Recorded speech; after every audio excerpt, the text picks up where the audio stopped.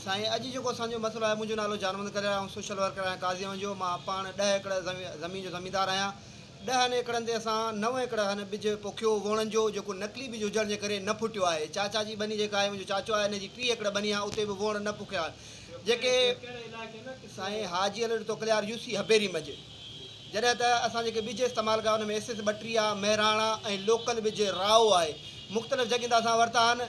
जॾहिं असां एहतिजाज कया, ॿिया असांजा जेके आहिनि मिट माइट, उन्हनि खे पैसा वापसि मिलिया। पर जॾहिं SS 32 सुलेमान ऐं मोहम्मद सलीम जेको नवाब शाह वारो ॿिज आहे, उनखे असां SS 32 वापसि कयो त उन चाचा सां बदतमीज़ बि कई, धिका बि ॾिना ऐं हिनखे मोटाए छॾियो, तूं कूड़ थो हणी। त असां हुनखे चयो त भाउ हलो, जेकॾहिं इहो ॿिज फुटे थो त असां तव्हांखे ॿीण भरे ॾींदासीं, जेकर नथो फुटे त असांजो हर कलर बंजर जो जेको ख़र्चु आहे उहो भरे ॾियो। अहिड़ी असां NC Nawab Shah B section थाणे ते बि दाख़िल कराया उन दुकानदार जे ख़िलाफ़ु जेको सांगड़ रोड ते आहे, जीअं SS 32 ॿिज ॾिनो।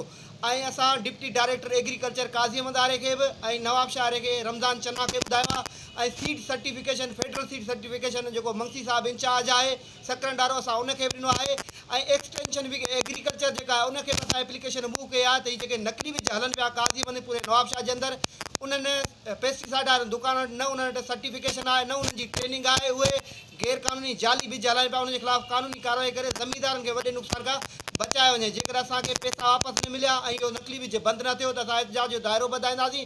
ऐं असां वज़ीर एग्रीकल्चर जे वज़ीर मोहम्मद इस्माइल राऊ साहिब खे अपील कंदासीं, वज़ीर आला सिंध खे अपील कंदासीं त नकली ॿिजनि ते अमल कयो। ग़रीब हारी जेके आहिनि बर्बाद थी विया आहिनि। न त असां जेको आहे सो कंज़्यूमर कोर्ट में केस दाख़िल कंदासीं,